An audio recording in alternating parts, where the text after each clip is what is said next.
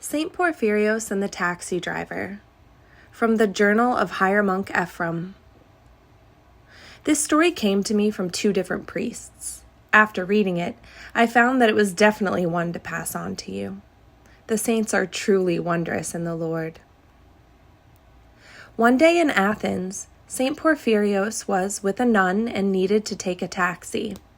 The taxi driver they found was an uncouth, blasphemous character. So the nun said to St. Porphyrios, "Maybe we should find another taxi." But he replied, "No, let's go with this one, but let me do all the talking." When they got in the taxi driver started saying all kinds of things to them about how selfish priests are, how corrupt bishops are, etc. St. Porphyrios didn't say a word, and so neither did the nun. After going on and on for quite some time, the taxi driver started wondering why the priest and nun weren't responding.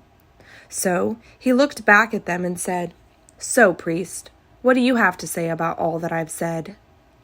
St. Porphyrios replied, "Well, let me tell you a story. There was once a very good priest in Crete whose wife had died and was living alone with his young son. But then the Nazis came and killed this priest. His son couldn't understand how God would let this happen to such a good person, and so he became very embittered and angry with God. At this point, the taxi driver stopped the car and in tears said to St. Porphyrios, "But Father, that is my story."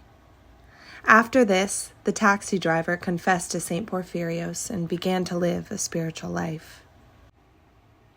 There is another story of St. Porphyrios and a taxi driver from asceticexperience.com that I'd like to share. St. Porphyrios. He just needed a taxi. The delicacy and the knowledge of the saints is above anything we can conceive. In fact, without God's grace, we are just barbarians. Without God's grace, we humans are wolves among other humans. If someone is under the influence of the Holy Spirit, even if he knows something bad about the others, he doesn't want to kill him, to behave like a wolf, but rather to make him alive. To kill a man is easy. To make him alive is the real thing. St. Porphyrios started to walk with some disciples in order to go to a monastery, hoping to reach there in time for Vespers. But because the saint was very old and tired, his disciples thought to find a taxi to reach there instead. At that time, a taxi appeared from afar. Then the elder was told by his companions, all three lay people, not clergy, to flag the taxi down, asking the driver if he could take them to the monastery. "Don't be afraid," St. Porphyrios told them. "The taxi driver will stop by himself, but when we get in the taxi, no one will talk to the driver, only I will talk to him."